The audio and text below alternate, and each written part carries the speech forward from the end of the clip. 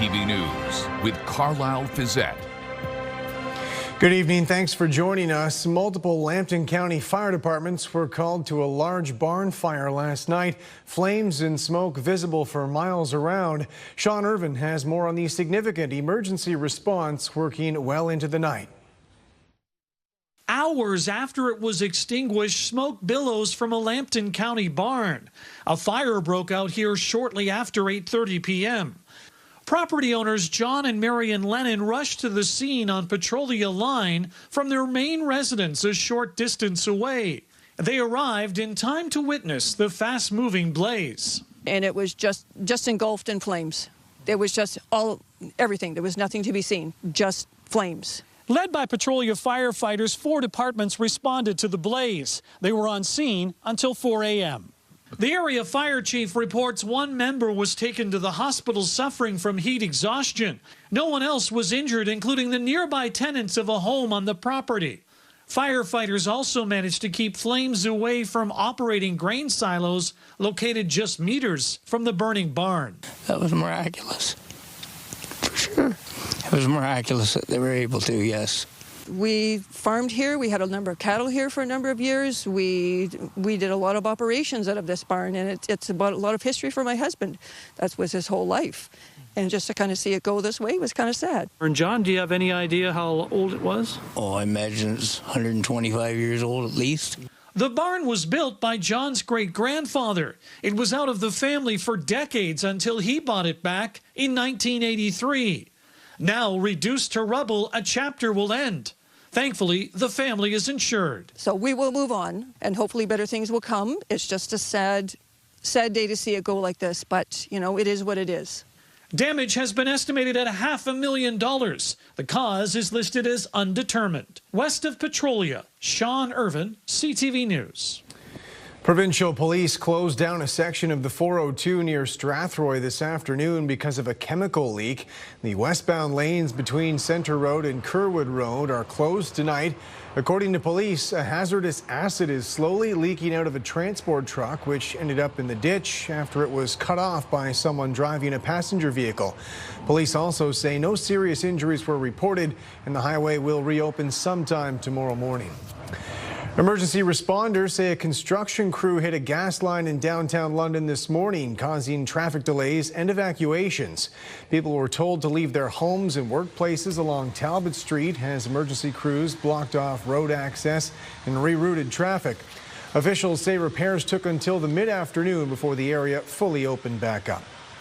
Wellington is now closed for the rest of the summer from Horton to King for construction. Brian Bicknell has more on the latest phase of the bus rapid transit project. More noise, more dust, and more navigating around the all too familiar orange and black cones. That's ridiculous, man. It's a waste of time. Everyone wasting time here. It took me now half an hour to go to Eden Avenue. It's just 3 minutes from here. The southern gateway to downtown, Wellington Street from Horton to King, is closed again in both directions, including the underpass. Construction that began last year carries on. The one small business in that stretch is asking customers for some understanding. Advise them that, you know, everything is under construction, but it's been like that now for months, years. So, you know, everyone's kind of used to it, but it's just unfortunate. Just up the road, they're setting up for a busy weekend at Victoria Park with Sunfest. The event is expecting 100,000 visitors. Organizers say give yourself extra time to get there. Hopefully Google Maps or Waze, they update a little bit, but obviously find other routes in, come in through Highbury-Hamilton or coming through Rideout Street. Those are our options right now, but, you know, it's a little tricky with Clarence there being closed off as well. And Dundas Place will bustle with activity throughout the summer. Tourism London says the party rolls on in spite of construction. Dundas Place is perfectly equipped for pedestrian traffic, whether it's walking from a downtown hotel or cycling in. But it might be good to incorporate a little bit of extra time in your commute. The latest Wellington Street closure is actually part of York Street infrastructure renewal. Aging sewer systems are being replaced to improve drainage capacity and keep up with population growth. Replacing a deep 1850 1950s brick and mortar combined sanitary sewer. And the depth and the scale of the excavation makes it impossible to maintain traffic through the intersection while this work is underway. Given that it is the summertime and we see smaller traffic volumes, this is a good opportunity of us to try to get this work done. Wellington from Horton to King will be closed through Labor Day weekend. Brian Bicknell, CTV News. Officials with one of London's newest affordable housing builds say construction is still on track despite the challenges posed once excavation began earlier this year. With more on the project's timeline for welcoming residents, here's Daryl Newcomb. 100 people. Roger Caranci and Claudio DiVincenzo of Residenza Affordable Housing offer an inside look at construction of the charity's third building. Those are called tiebacks. The pit at the corner of Colburn and Hill Streets is approaching 35 feet deep, a necessary first step before constructing this 5- and 11-story building. It'll have 184 1- and 2-bedroom apartments offered at a mix of affordable and market rents. That includes 35 barrier-free accessible units, as well as common areas and a rooftop amenity space along Hill Street. Knowing that we're building affordable housing at the end is the end goal, and watching the progress it's actually fulfilling, but also it's pretty neat to watch. Residenza Victoria is part of Village Soho, that ambitious plan by 6 nonprofit housing providers to create almost 700 mixed affordability units on the former hospital lands. But the big dig hasn't been without its challenges, including an enormous amount of groundwater that flows across the site. There's basically a river underground here. We currently have a permit to pump 4 million liters of water out a day. Some days we get 300,000, 400,000. We've installed 4 wells to handle the water, and once we waterproof, then we'll be able to have a permanent well within the building that will continue to pump water. The excavation will also allow the creation of 2 levels of underground parking for 120 vehicles. The building will also have some surface parking as well as some EV charging stations for the tenants. We might be out of the ground by January. That'll be at street level, and we're looking to open in the spring to summer of 2028. Residenza Affordable Housing has previously opened Residenza Italia and Residenza Ortona on Hamilton Road. Daryl Newcomb, CTV News. St. Thomas police say the death of a teenager Monday was accidental. Police said they were called to a ravine near Hemlock and Elmina Monday morning, where they found the body of 17-year-old CJ Turling. Detectives and forensic investigators were on scene for most of the day, announcing this morning the death has been deemed not suspicious. Grey Bruce OPP are reporting what they're calling a significant drug bust. They say they began investigating suspected drug trafficking in Southgate back in May. They now say they've seized more than $10,000 worth of drugs, along with weapons and cash. 3 people, all from Dundalk, face numerous drug and weapon charges. Sarnia police announced the results of a one-day operation targeting a range of offenses, including public drug use. Rita Ismail has more on the arrests made and the motivation behind the enforcement crackdown. On June 30th, the Sarnia Police Service deployed a special task force for a one-day enforcement blitz. The whole focus of the day was really to look for criminality across the city that is impacting the quality of life of our residents. This includes open drug use, this includes social disorder issues, and some of these types of challenges that are very frustrating for our community.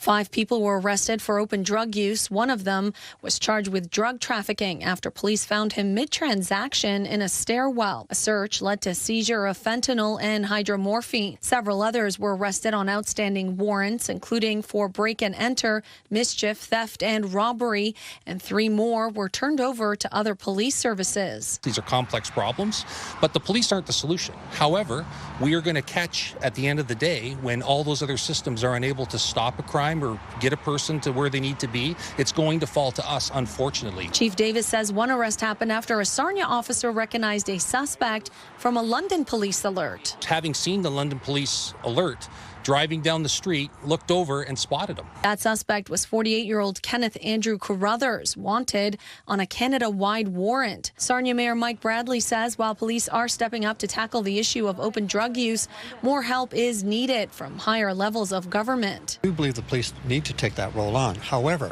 the bigger issue is the housing issue and the overall other issues that are creating the policing issues. And we've got to get at all those things.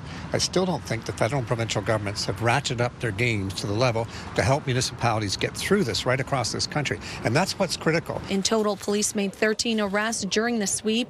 And although there isn't a policy in place for open drug use in Sarnia, they say similar enforcement efforts are likely in the future. Rita Ismail, CTV News.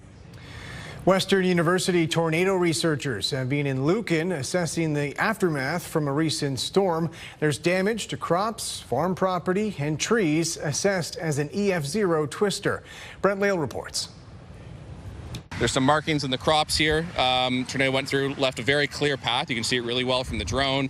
Also, there's trees here that had big branches snapped. A research team from the Northern Tornadoes Project is assessing the damage from an EF0 tornado north of London. It was the loudest sound I've ever heard. Brenda Hawkins and her family have a big cleanup ahead after the tornado went through her farm property. You can see back at the tree line there that's where it went through. Lots of tin from the old barns that was a little bit loose that just gathered.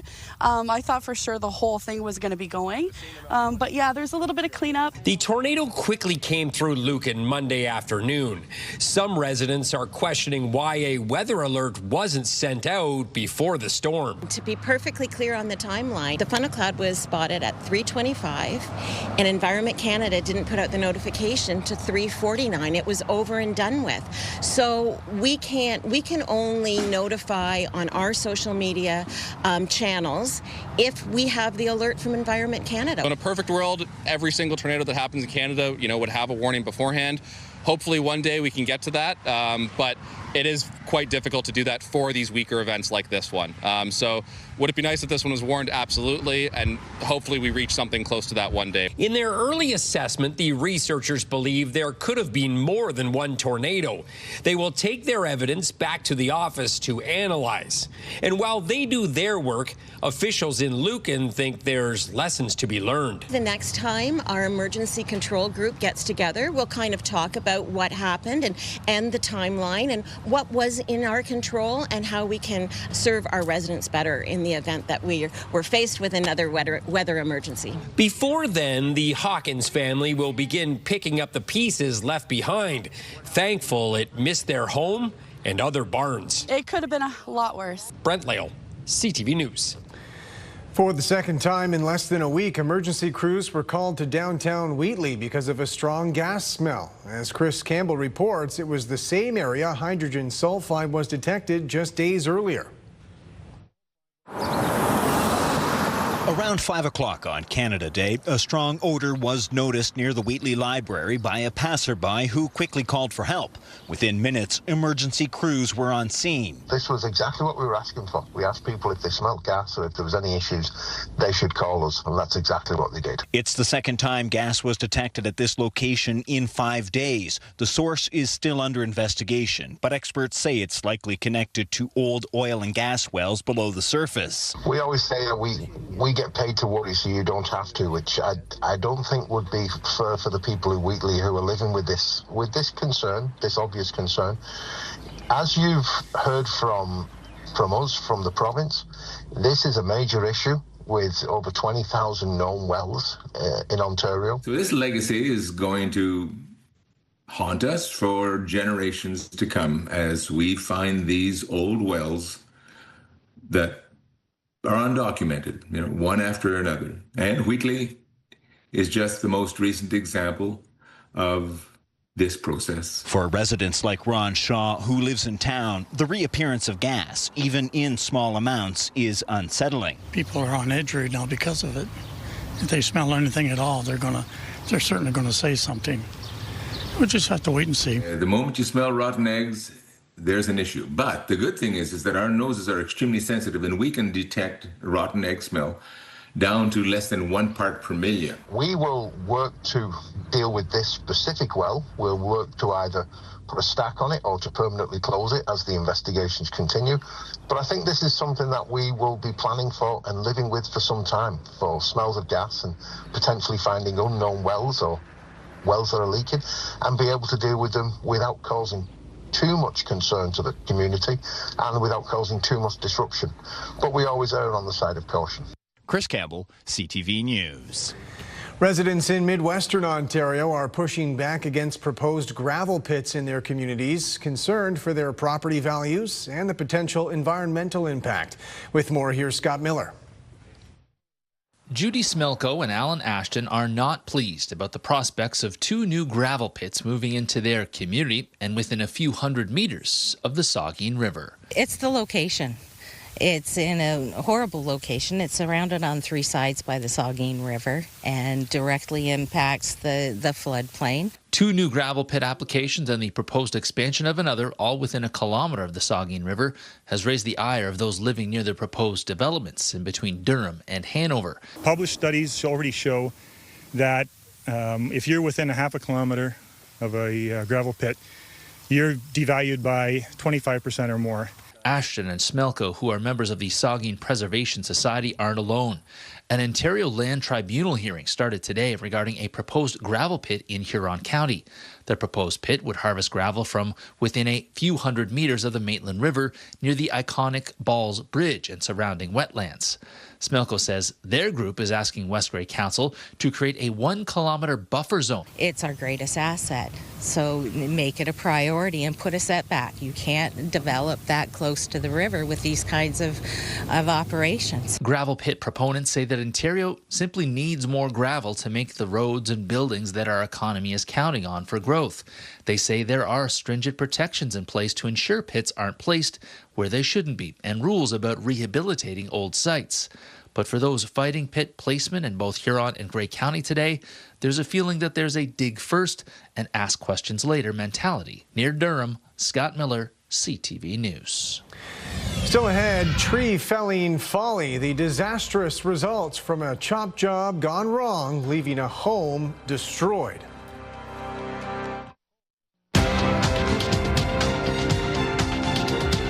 Canada's main stock index finished slightly higher today. The TSX gained 13 points. In New York, the Dow fell 11. The Nasdaq added 190. The Canadian dollar up 1/10 cent today. On commodity markets, gold climbed almost $10 an ounce. Oil added $2 a barrel.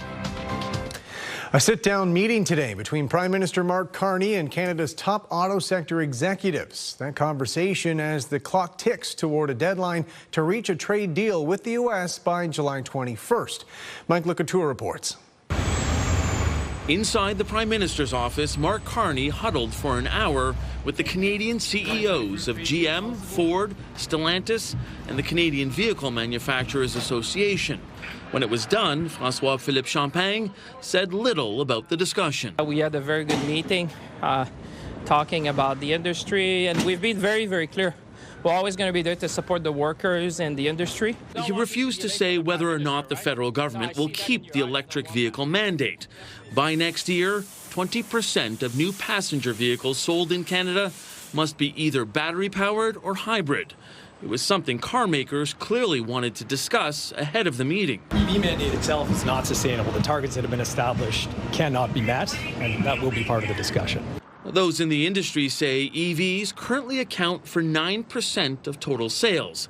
And if they fall short, Flavio Volpe says it's the car companies that pay. To sell regular combustion units, they've got to buy a credit from some company that's earned it, or spend $20,000 per unit on charging infrastructure. On top of that, those same car companies continue to deal with 25% tariffs from the U.S. Now, there is a carve-out for components that are built in America through the integrated supply chain. Still, Canadian auto exports in the U.S. fell by 23% in April. They make 6 or 7% a year in profit. If there is a tariff in for 5, 10, 25%, it makes those operations untenable. According to a readout from the Prime Minister's office, the meeting also looked at ways to make Canada's auto sector more sustainable and competitive in the face of shifting trading relationships, something that could be more urgent if Canada isn't able to strike a trade deal with the U.S. in the next 19 days. Mike Lecouteur, CTV News, Ottawa. Good evening. We've had a few thunderstorms moving through the area. Skies will be clear overnight. Watch for a bit of fog. The temperature a bit cooler as we head through the overnight. So comfortable conditions waking up tomorrow morning to a bit of fog early, but a nice mix of sun and cloud. There is a slight risk for a shower first thing in the morning, but the probability on the lower end at 30%. A mix of sun and cloud will carry us through the morning. Thanks, Steve, for this photo of Hank just chilling at the trailer. We have some great weather for all of your outdoor activities and vacation plans. Stay with us. Your local forecast is coming up right after this. Welcome back. Julie's on the desk with me now, and it's that time of year, thunderstorm season, really, for us here in this region. As we get into this summer, we get that balance of hot days and then big rainstorms. Yeah, we get thunderstorms bubbling up. Anytime we get even a weak cold front or a cold front that has a drier air mass, it can spark active weather. When we get temperatures into the upper 20s, we have humidity, and yes, some cooler air coming in aloft definitely helps. And we have lake breeze convergence as well. We have the lake breeze coming off Erie and Huron. So lots of factors at play in the summer season. Temperature above normal this afternoon into the upper 20s. It was a gorgeous day, followed by some severe weather moving through. Thunderstorms bubbling up. Not everyone picked up the storms, but there were some heavy storms pushing across the area with some gusty winds. Overnight, we'll dip down to 16 degrees.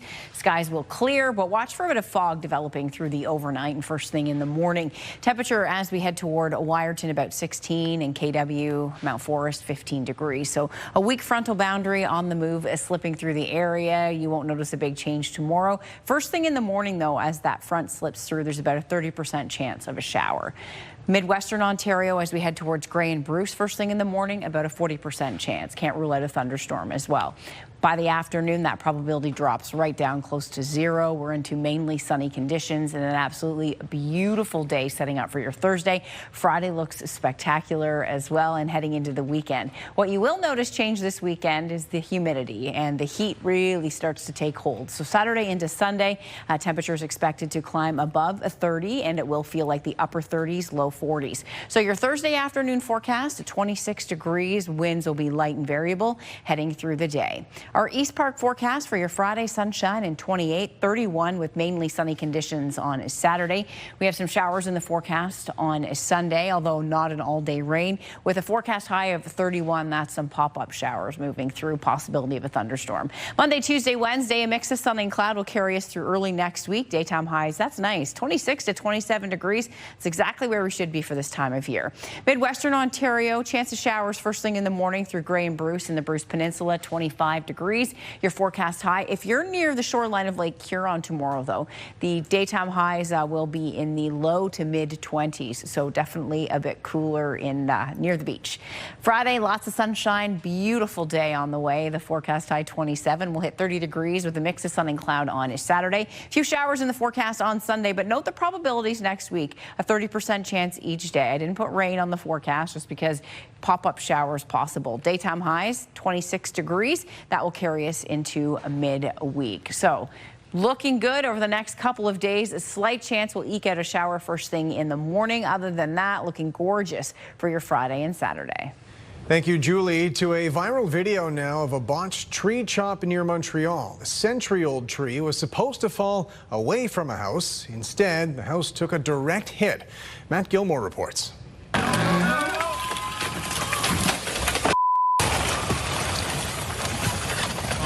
The moment captured on video. It's when 65-year-old Daniel Delille says he lost everything. All the stove, everything brand new, the washing machine, table, everything is brand new inside. I lost everything. On June 23rd, he says a tree felling service was hired to cut down this enormous tree just feet from his back door. Delille, who's been renting the house for 15 years, says he wasn't home when the job was done. Video taken by his neighbor shows the tree was not taken down in pieces.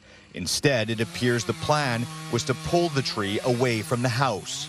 There was like a loader pulling out a cable, and I thought like the tree will go on that side, and when I see the bottom of the tree slipping on the wrong side, this is when it's then like I realize it won't be good.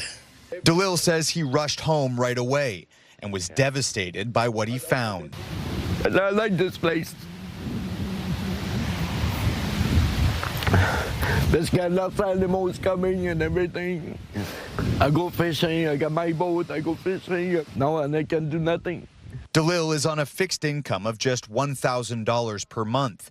He says he's been disabled since a car accident when he was 19 years old and has no savings. Insurance, he says, was too expensive. No insurance, I have no money. I have no more nothing. All he can do now is wait for news from his landlord. CTV was unable to reach the owner of the house or the tree felling company. Matt Gilmore, CTV News, Point Calumet.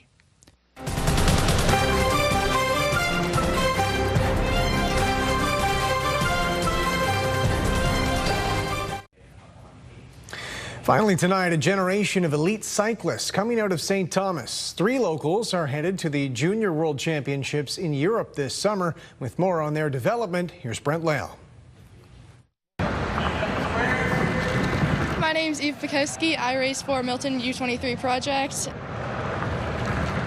My name is Brody Mann, and I am a second-year junior racing for Ignite Junior Cycling. The pair are set to compete at the Junior Track Worlds.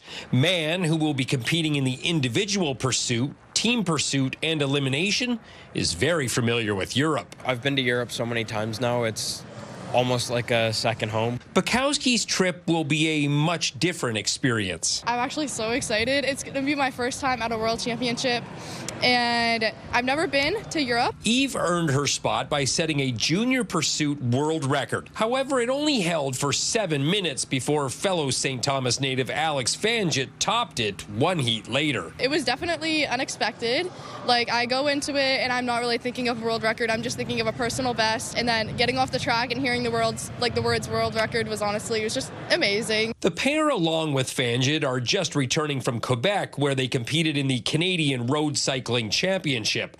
They each raced in 3 events. Mann reached the podium in 1, while Bukowski's top finish was a 4th. It's really weird going from, track to road and then back to track in a season that usually will just go track and then to road, and then we're off for a little bit. The Cycling Worlds take place at the end of August in the Netherlands.